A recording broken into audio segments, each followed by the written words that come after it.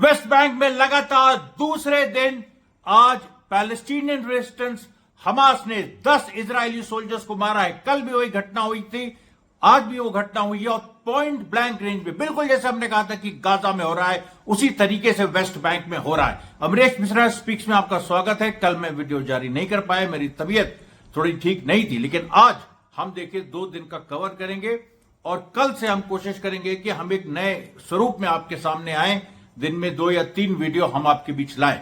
सबसे पहले देखिए, हमारे कुछ दर्शकों ने भी पूछा था कि मलेशिया के बारे में आपने कुछ नहीं बताया। मलेशिया में देखिए, मैं ये टी शर्ट लाया हूं फ्री पैलेस्टाइन की। भारत में कितने अभी कुछ लोग गिरफ्तार तक हो चुके हैं इस तरह की टी शर्ट पहनने में। मैं यहां बैठा हूं बैंगलोर में, ठीक है, कांग्रेस गवर्नमेंट है और मैं इसको लेके बाहर भी पहन चुका हूं, दिल्ली में भी था, वहां भी पहन के मैं घूमा हूं। किसी की हिम्मत कोई उखाड़ ले कुछ ये करके, ये देखिए फिलिस्तीन का झंडा, ये देखिए मलेशिया का झंडा, ये जो है। और आपको बता दें कि मैं निजी काम से गया था ये मलेशिया, लेकिन वहां हमास का ऑफिस है। वहां पर एक जो वहां से लेके इंडोनेशिया तक पूरा एक स्ट्रीम बना हुआ है, क्योंकि वो आइलैंड्स के समूह है सब, मलेशिया इंडोनेशिया। तो वहां पर एक तरह से जो हमास का जो ये सेक्टर है, खासतौर पे साउथ ईस्ट एशिया में, ये वहीं से कंट्रोल होता है कुआलालंपुर में, और इंडोनेशिया तक उसकी एक पहुंच जाती है। बल्कि कुछ इस तरह की कुछ चीजें हैं जो मैं बता नहीं सकता, वो वहां पर संभव है। अब देखिए, अब आज जो मैंने आपसे कहा था कि वेस्ट बैंक गाजा बनेगा। गाजा में लगातार जो प्रिजनर्स रिलीज की जो प्रक्रिया है, अभी तक मतलब इस फेज में, पहले फेज जो नवंबर 2023 में हुआ था, उसको एक मिनट के लिए अलग कर दे। जो अभी जो फेज है, यानी जो 19 जनवरी, ये 15 जनवरी को अनाउंस हुआ था, 19 जनवरी 2025 से जो सीज फायर लागू हुआ था, आज 2 फरवरी 2025 है। 18 इजरायली कैदी छूटे हैं, इसमें कई महिलाएं सैनिक हैं, मैं लगातार बताता रहूं आपको। उन 18 फिलिस्तीनी कैदियों के बदले कम से कम 600 से ऊपर, बात थी 500 फिलिस्तीनी कैदियों की छूटने की, 600 से ऊपर फिलिस्तीनी कैदी छूट चुके हैं। और ये संख्या अभी देखिए एक और फेज आएगा, उसमें हमास और छोड़ेगा। हमास ने जो कहा था कि लगभग 1500 से 2000 फिलिस्तीनी कैदी छूटेंगे, वो चरितार्थ होता नजर आ रहा है। और एक और महत्वपूर्ण बात, मरवान बरगूती छूटने वाले हैं। बहुत बड़ी खबर है ये। जो जकरिया जुबैदी थे, जो कि बहुत फेमस फतेह के मिलिटेंट फाइटर थे और जो महमूद अब्बास की पार्टी के थे, और वो उनको लंबी जेल हुई थी, उनको हमास ने छुड़ाया, जिससे हमास को पॉलिटिकल फायदा पूरी तरह से वेस्ट बैंक गाजा में हुआ। मरवान बरगूती वो पैलेस्टीनियन फाइटर है जो कि जिसको नेल्सन मंडेला कहा जाता है पैलेस्टाइन का। और 2005 में जब इलेक्शन हुए थे तो महमूद अब्बास के खिलाफ मरवान बरगूती ही खड़े होने की बात थी। फिर बीच में मतलब पैलेस्टीनियन यूनिटी के लिए मरवान बरगूती ने अपना नाम अलग कर लिया था। लेकिन मरवान बरगूती के बाहर आने का मतलब यह है कि महमूद अब्बास को सीधे चैलेंज, और मरवान बरगूती हमास के बल पे बाहर आ रहे हैं। अब आप देखिए, और उसी में एक दूसरी राजनीति छुपी जो कि बड़ी खबर है। आज देखिए, ये इस वीडियो में सीरिया की बात होगी, चाइना की बात होगी, अफ्रीका की बात होगी। अफ्रीका में क्या हो रहा है, पूरे वेस्ट एशिया में क्या हो रहा है, यूरोप में क्या हो रहा है, पूरी दुनिया के बारे में बात होगी, खोल के बात होगी। और मैं आपको बता रहा हूं कि जो पैलेस्टीनियन अथॉरिटी है, उसकी वो इतना डर गई है कि जो गाजा में रिलीज हुए हैं लोग, उसमें एक बड़ा हिस्सा उसका है जो फतेह का, जो 2000, 2002, 2003, 2004 जैसे जकरिया जुबैदी की तरह जो कि गए थे जेल। मरवान बरगूती खुद फतेह के आदमी। लेकिन ये देखिए, ये जो सारी चीजें हैं, ये ultimately Palestinian authority, Mahmoud Abbas समझ गया है। वेस्ट बैंक से भाग खड़े हुए हैं। वेस्ट बैंक में सीधे लड़ाई इजराइल से हो रही है। 2 बड़ी घटनाएं, 20 इजरायली सोल्जर या तो मारे गए हैं या घायल हुए हैं पिछले 2 दिनों में। पिछले 2 दिन भी क्या कहें, कल और आज। और उसके साथ ये जो घटनाएं जो गाजा में सुनाई पड़ती थी हमको, हूबहू वैसी ही वेस्ट बैंक में सुनाई पड़ रही है। ये ऐसा क्यों हो रहा है, इसको आप समझिए। उसके बाद देखिए लेबनान में भी काफी हद तक जो सिविलियंस हैं वो कफ्र किला वगैरह में घुस गए हैं। वो जो इजरायली सेना धीरे धीरे पीछे हट रही थी, उसका सिलसिला जस का तस जारी है। उसका सिलसिला जस का तस जारी है, जो इजरायली सेना पीछे हट रही थी। अच्छा, अब आपको एक चीज बताएं, पैलेस्टीनियन अथॉरिटी के गद्दारी का यह स्तर हो गया है कि उसने अमेरिका को यह कहा है कि अगर अमेरिका माने तो गाजा में वो हमास से लड़के सत्ता हासिल कर सकता है और गाजा को गवर्न कर सकता है। क्यों? क्योंकि ये जो पूरा चल रहा है, जो पूरी बात हो रही है, अरे हमास फिर से खड़ा हो गया।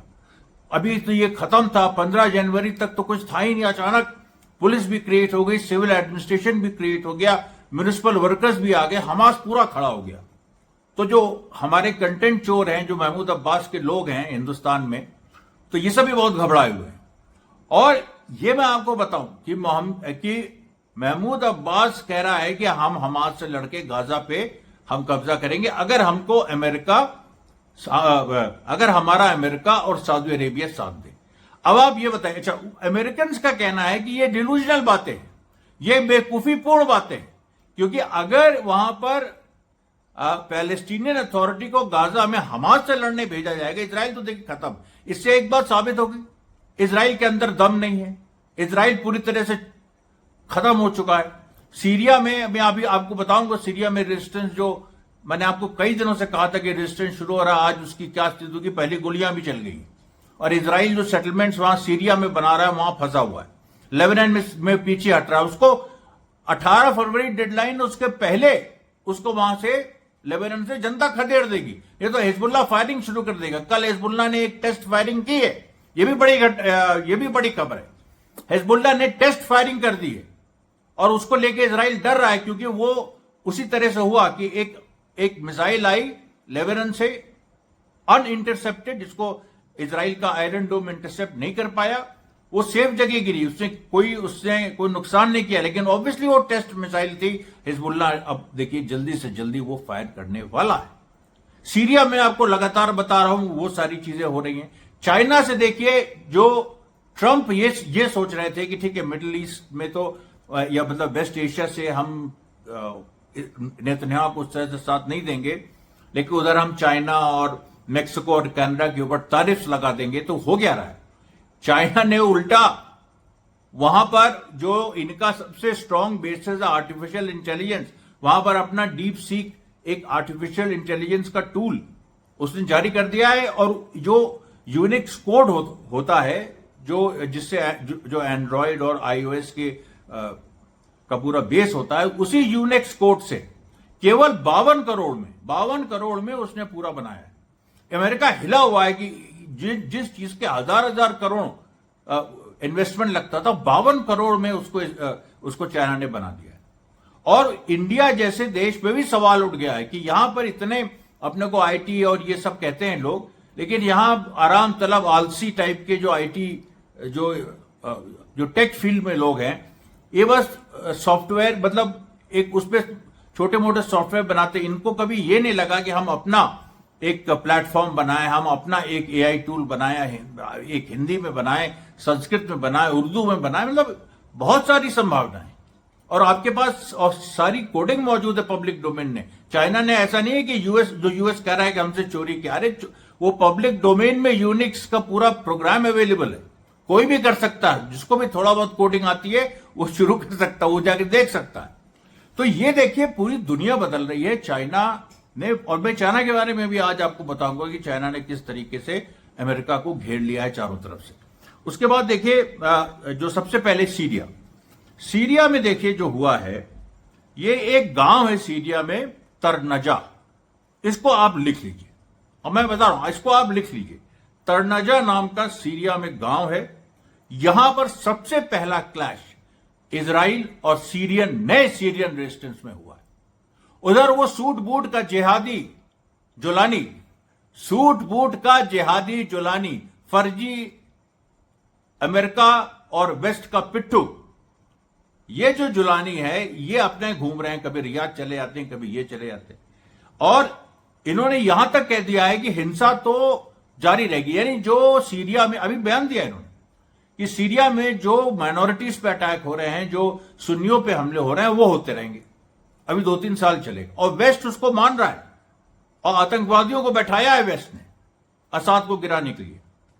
और उसको लेके अमेरिका में आप एक फेमस पॉलिटिशियन है तुलसी गबार्ड, राइट विंग पॉलिटिशियन है, मैं भी पसंद उनको नहीं करता था, लेकिन उनका अभी एक स्टेटमेंट आया है जिसमें उन्होंने कहा है कि अलकायदा, ये सारी चीजें, ये सारे आतंकवादी, अलकायदा, आईसिस, और इसका भी नाम लिया है इशारा का, इन सबको हिलरी क्लिंटन और बराक ओबामा ने बनाया है और ये 2008 के बाद की ये सब पैदाइश है।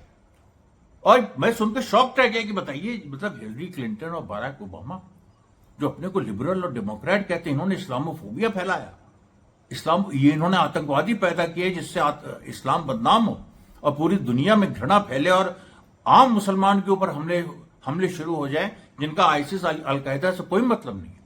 अलकायदा और आईसिस ने तो सबसे ज्यादा मुसलमानों को मारा है, ये तो सच्चाई है, तकफीरी इसीलिए कहा जाता है उनको। अब आप ये देखिए, अफ्रीका में भी इसी तरह से हो रहा है। आईसिस जो कि ये सोमालिया में, सूडान में, रवांडा में, कई जगह आईसिस पैदा किया जा रहा है। क्यों? क्योंकि अफ्रीका के लोग भी अपना रेजिस्टेंस बिल्ड कर रहे हैं।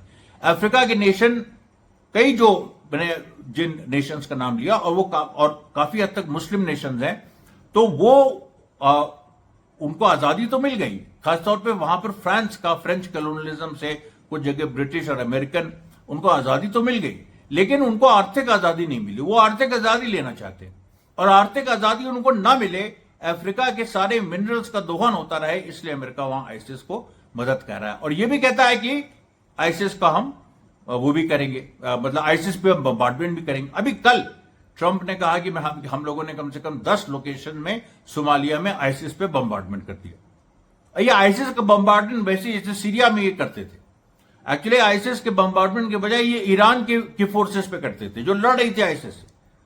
और ये जो बात है, ये देखिए, और अगर कोई और कहता, ये तुलसी गबार्ड ने कहा है, जो बिल्कुल राइट विंगर है, जो मुसलमानों को भी पसंद नहीं करती, लेकिन सच है ना उसको।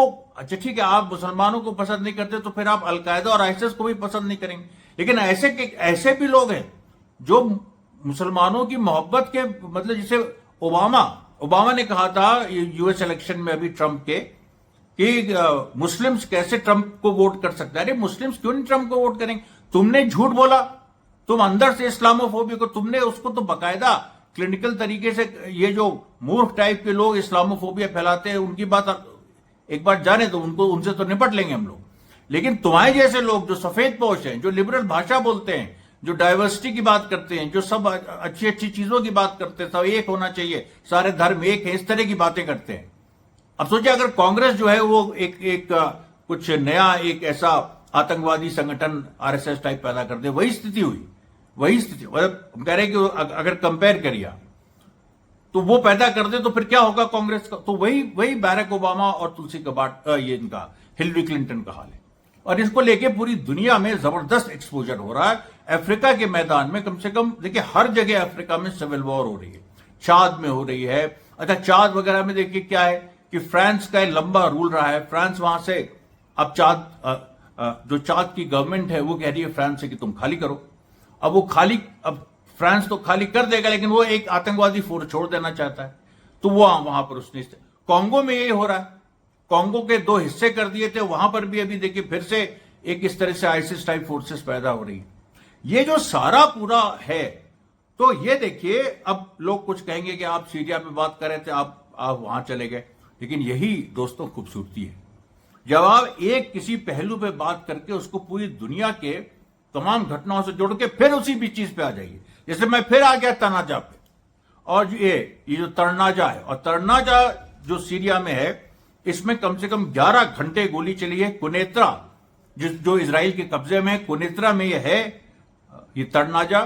और कुछ दिन पहले हमने आपको बताया था कि आईडीएफ ने खुद ये खबर, कम से कम आज से 10 दिन पहले खुद ये खबर आईडीएफ ने दी थी कि हमको 52 चेक पॉइंट्स मिले हैं रेजिस्टेंस के। और ये देखिए, तरनाजा में गोली भी चल गई और ये डेट भी दी हुई है, टाइम भी दिया हुआ है, 1 फरवरी 2025, और उसमें 8:37 जो वहां का सुबह का टाइम।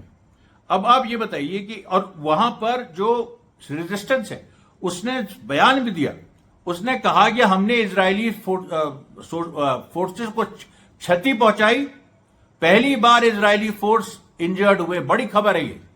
पहले, क्योंकि अब वेस्ट बैंक में तो बड़े लेवल पे इजरायली हताहत हुए, लेकिन दूसरी बड़ी खबर कल सबसे बड़ी यही है कि सीरिया में पहली बार इजरायली सोल्जर्स हताहत हुए, वो भी उसकी सरकार एचटीएस की, जो अपने को बहुत बड़ा सुन्नी वो कहती है कि हम सुन्नियों के बहुत बड़े हम जिहादी हैं। अबे तुम क्या जिहादी हो? तुम हमास के साथ नहीं खड़े हुए।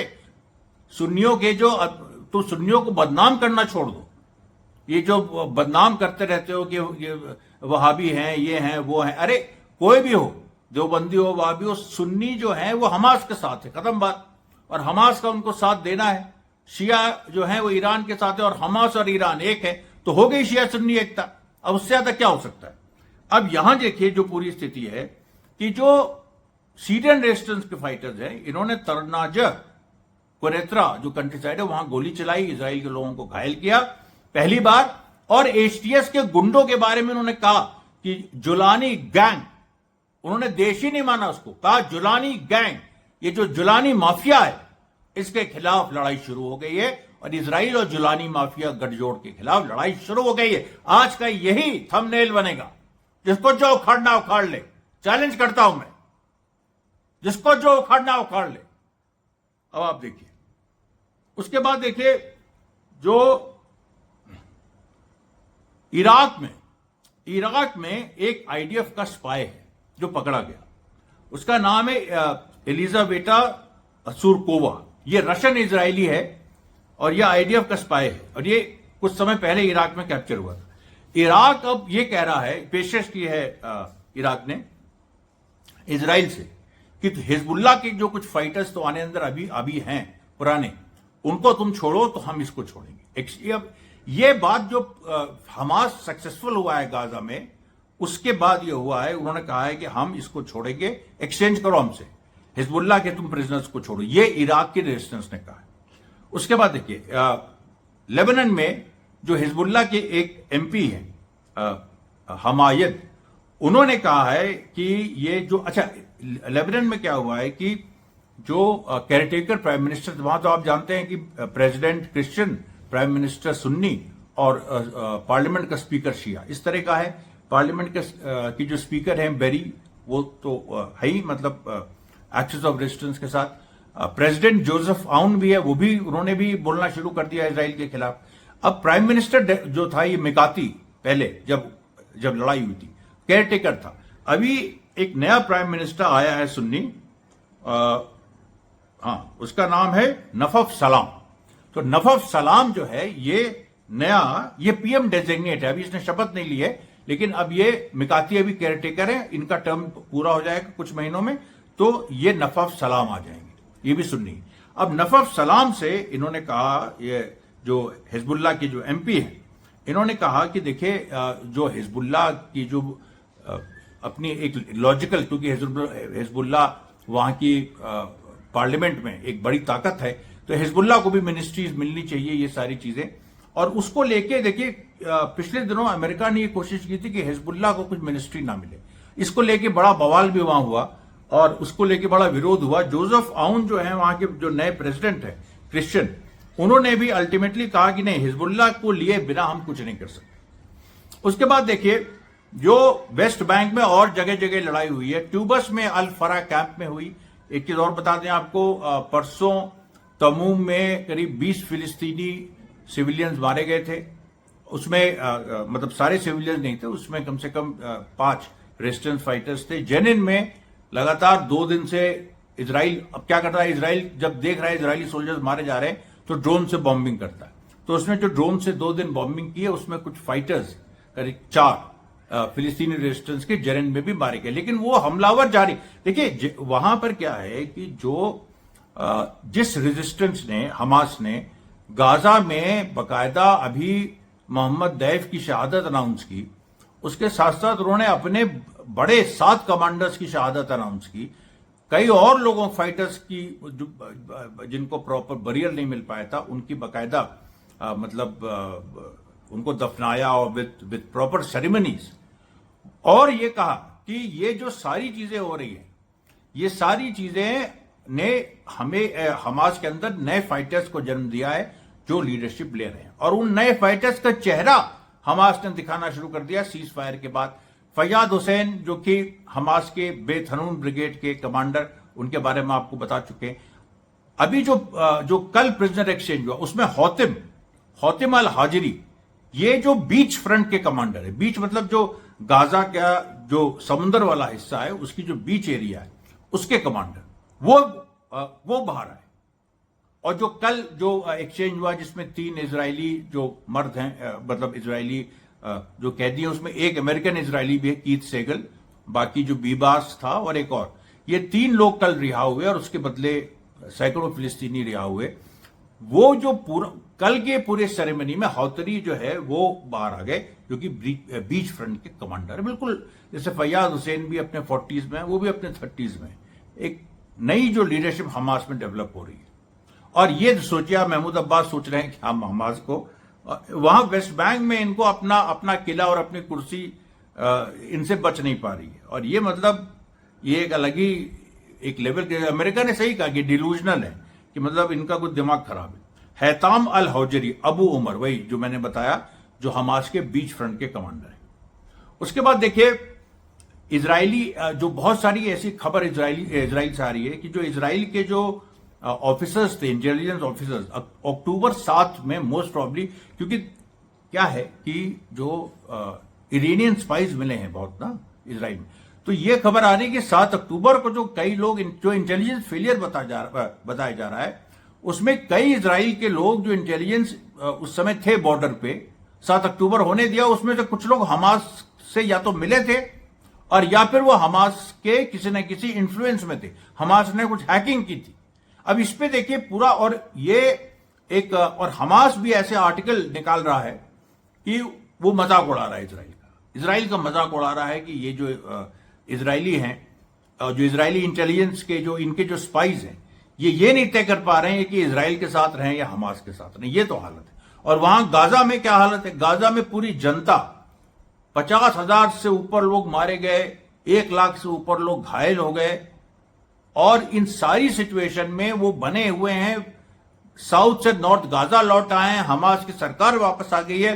और जो यूएनओ की जो फ्रांसिस्का एल्बनीज, जो इटालियन जो रिपोर्टर हैं स्पेशल ह्यूमन राइट्स की, उन्होंने बाकायदा बयान जारी करके आज कहा, उन्होंने कहा ये एक चीज मुझे समझ में नहीं आ रही है कि दरअसल ये तो लोग जो कह रहे हैं कि पैलेस्टीनियंस को इधर कर दो उधर कर दो, अरे वो कहीं नहीं, जो एक जेनोसाइड के बाद नहीं गए, अभी इससे बड़ा जेनोसाइड तुम नहीं कर सकते हो, क्योंकि इससे बड़ा तुम करोगे तो उसके बाद फिर उसका एक अलग रिटेलिएशन होगा।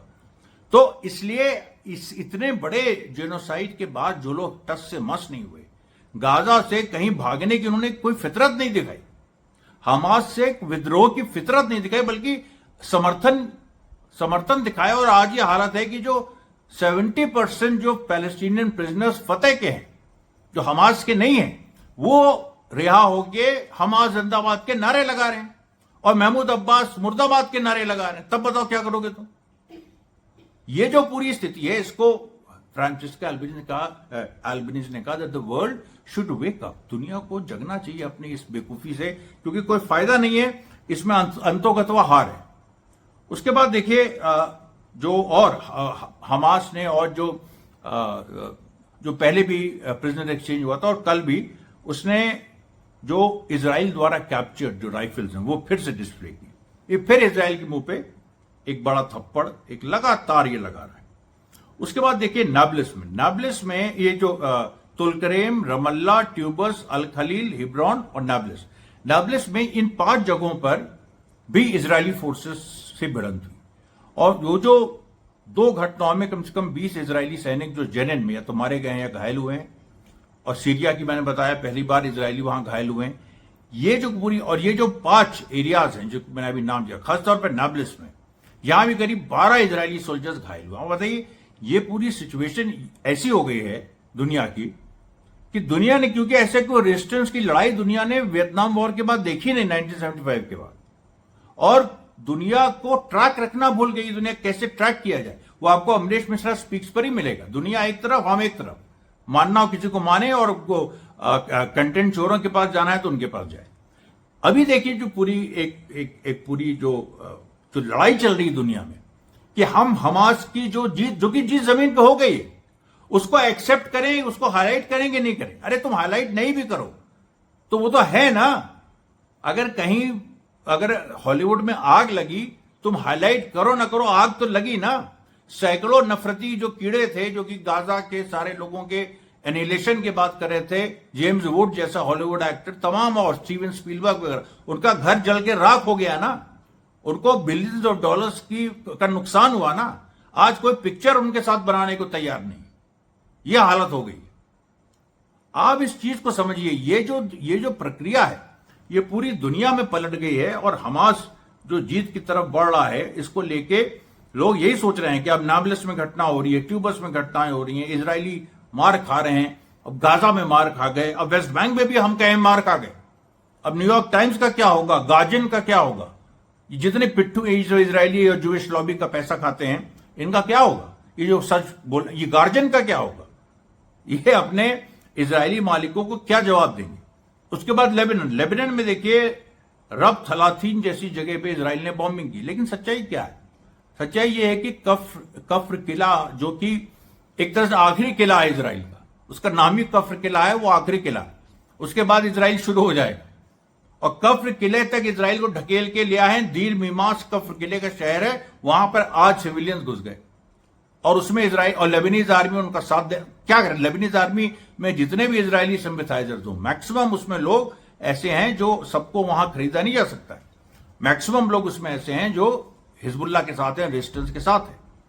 तो इस पूरी परिस्थिति में देखिए आप कि जिस तरीके का माहौल बन रहा है, जिस तरह की पूरी सिचुएशन बन रही है, उसमें हर तरफ से कोई ऐसा इलाका नहीं है जहां पर एक मतलब जो एक्सेस ऑफ रेजिस्टेंस है उनकी ताकत नहीं बढ़ी। अब देखिए हम चाइना पे आते हैं। चाइना देखिए केवल उसने डीप सीक जो एआई टूल इजाद किया, केवल वही बात नहीं है, बात यह भी है कि इन्होंने सबसे पहला फोटोनिक क्वांटम कंप्यूटर इजाद कर दिया है। क्वांटम सुप्रीमेसी चाइना की होती चली जा रही है। Quantum communication are the future of the world. Instant मतलब वो इतना फास्ट वो कम्युनिकेशन होगा कि आप सोच नहीं सकते। रोबो बनाने में चाइना का यूनिट्री GO2 और G1 ह्यूमनाइड रोबोस, ये पूरा इसने जो अमेरिका में बॉस्टन डायनेमिक्स कंपनी है उसको पीछे छोड़ दिया। तो इस क्षेत्र में भी चाइना आगे जा रहा है, टेलीकम्युनिकेशन में आगे जा रहा है। 5G की टेक्नोलॉजी जो आने वाली है, अभी आई भी नहीं, इंडिया में नहीं आई, बहुत जगह नहीं। 5G में चाइना ऑब्वियसली लीड कर रहा है। और कौन कर रहा है? 5G पे सबसे पहले चाइना पहुंचा। उसके बाद देखिए हाई स्पीड ट्रेन, जापान को बीट कर दिया। जो बुलेट ट्रेन बड़ी फेमस होती थी, जिसके बारे में हमारे महान प्रधानमंत्री भी बोलते थे, तो उसको भी देखिए 40,000 किलोमीटर की high speed rail already China ने बिछा दी है। अभी अहमदाबाद और बॉम्बे का प्रोजेक्ट, भारत तो आप जानते ही गरीब पिछड़ा हुआ देश, इसकी जिसमें बजट में भी आपको दिख गया कुछ है नहीं, ग्रोथ नहीं है, कुछ भी नहीं है। क्या कहें इस पे, आलोचना भी क्या करें आप बताओ। जब एकदम झूठ का एक सिलसिला चल रहा है और यहां पर ये थोड़ा बहुत ये कर दो, वो कर दो, किसानों को ये कर, कोई मतलब नहीं है इस तरह के बजट का। ये बात करो ना कि तुम कितना आगे पहुंचे। विकास ये होता है कि हमने इस टेक्नोलॉजी में देखिए ये चीज इजाद कर दी, इससे हम दुनिया में विश्व गुरु इससे बनते हैं।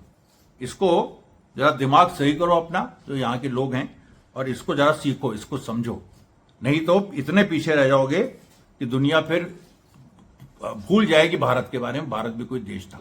और इस प्रधानमंत्री का जो हाल होगा वो तो खैर उसका भगवान ही मालिक है। उसके बाद देखिए टर्किश फॉरेन मिनिस्टर ने आज, टर्की लगातार एक एंटी इजराइल स्टैंड ले रहा है, खासतौर पे सीरिया में जो रेजिस्टेंस पैदा हो रहा है उसकी वजह से।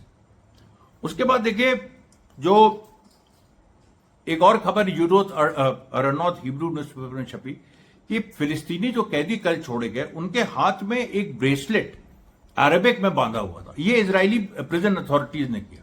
वो जो ब्रेसलेट बांधा हुआ था, उस ब्रेसलेट में एंटी इस्लामिक बातें लिखी थी, और ये उनको ह्यूमिलेट करने के लिए किया गया था कि देखो तुम दुनिया को पूरा दिखा रहे हो और इजराइल पीछे हो गया है in the battle of perception. पूरी दुनिया देख रही है कि हमास के लोगों ने कैदियों के साथ अच्छा व्यवहार किया, तुमने बुरा व्यवहार किया। तो इनका यह है कि और ह्यूमिलेट करो। तो इन्होंने जो अरबिक में एक करके एक चीज बांधी थी, उसको हिब्रू से ट्रांसलेट किया था। वो ट्रांसलेशन गलत हो गया। वो ट्रांसलेशन ही नहीं था, वो गलत ट्रांसलेशन, उसका दूसरा मीनिंग जा रहा था अरबिक में। लोग हंसने लगे उसको देख के। अब आप बताइए, ये होता है, देखिए, विनाश काले विपरीत बुद्धि, ये है। तब भारत कुछ था, जब अकबर और तुलसीदास एक ही दौर में रह रहे थे। उस समय वाकई हम विश्व गुरु थे। अब देखिए, जो इजराइल के पूर्व कमांडर्स, उन्होंने जो कहना शुरू किया है कि हमास का शासन आ गया, बार बार रोज वो पूरा डेवलपमेंट हो रहा है। उसके बाद देखिए, जो ईरान ने जो पिछले दिनों उसने गाजा ड्रोन अनवेल की, नए किस्म की ड्रोन जो लंबी मार कर सकती है। उसके बाद जो एक नई बैलिस्टिक मिसाइल एतमाद ईरान ने अनवेल की है, जो 16 मीटर बड़ी है और 1.25 मीटर्स डायमीटर में है। और इसकी ये जो बैलिस्टिक मिसाइल है हाइपरसोनिक, ये अमेरिका, मतलब सोचिए आप कि ईरान अब उस लेवल पे पहुंच गया है कि अमेरिका पे सीधे स्ट्राइक कर सकते हैं। मतलब कोई इसमें, और अमेरिका के पास हाइपरसोनिक बैलिस्टिक मिसाइल की क्राइसिस है, सब लोग जानते हैं, क्योंकि अमेरिका रिलाय करता है अपने एयर पावर कि F-35 या उसके जो स्पाई प्लेन्स है, स्टेल्थ प्लेन्स, वो जाके सब खुश के बमबारी करेंगे, एक से एक बंकर उड़ा देंगे। आज तक तो किसी ने दुनिया में देखा नहीं कि कुछ उखाड़ पाया अमेरिका। अफगानिस्तान का भी कुछ कर पाया आज तक, बिल्कुल साफ हो चुका है। ट्रंप तो और भी नहीं चाहते।